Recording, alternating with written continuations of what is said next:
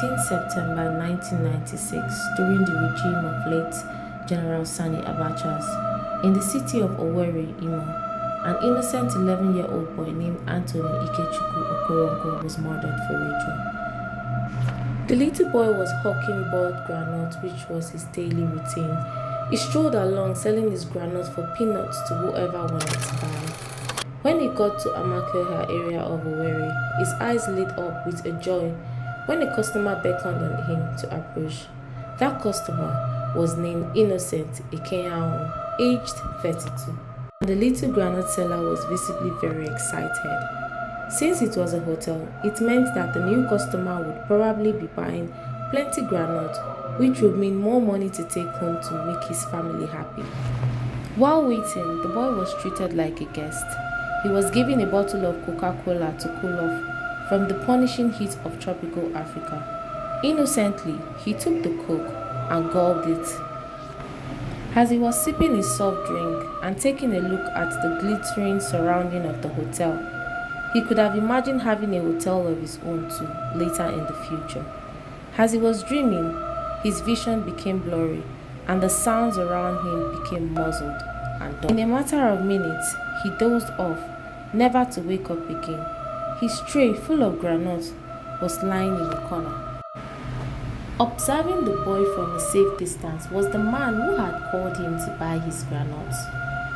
He had spiked the boy's drink, and once he saw he was asleep, he took the limp body of the drugged lad into one of the hotel rooms, and what followed next remained one of the most evil things anyone can ever do. A sharp cutlass emerged from nowhere, and the boy's head was severed from his body. He was beheaded in a matter of minutes. After the boy's head was cut off, he disemboweled his torso, removed his liver and other parts he needed. Not done yet, the boy's genitals were not spared as well. After butchering the boy and sorted out the organs, he packed his head inside a polythene bag and buried his remains. The butcher, Ekenyahu, then took the polythene bag containing the boy's head and headed for the next destination, to the house of the man who needed the fresh head, the man who is behind it all. After the grisly murder of the little Okoronko by Mr. Innocent Ekenyahu, he left the hotel to deliver the head where it was needed. He then stopped a bike man to convey him to the place. It was the Okada man named Opara, whom he stopped to take him to his destination in Eziama, that realized that what his passenger was carrying inside the polythene bag was a fresh human head.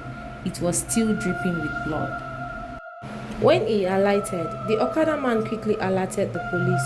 The police then intercepted Ekenyahu on his way back in a Peugeot 504 car. He was carrying the head with him in the polythene bag.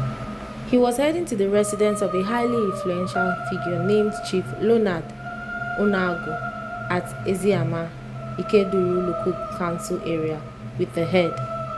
But upon arriving, he was told Mr. Onago had gone to Lagos, so Ekenyahu had other options but to return to Owerri with the boy's head. People came out in the thousands to protest the boy's ritual killing.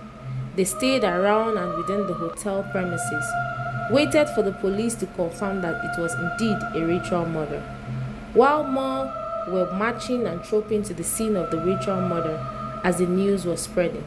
It was in the midst of this tension that the local media station made its miscalculation.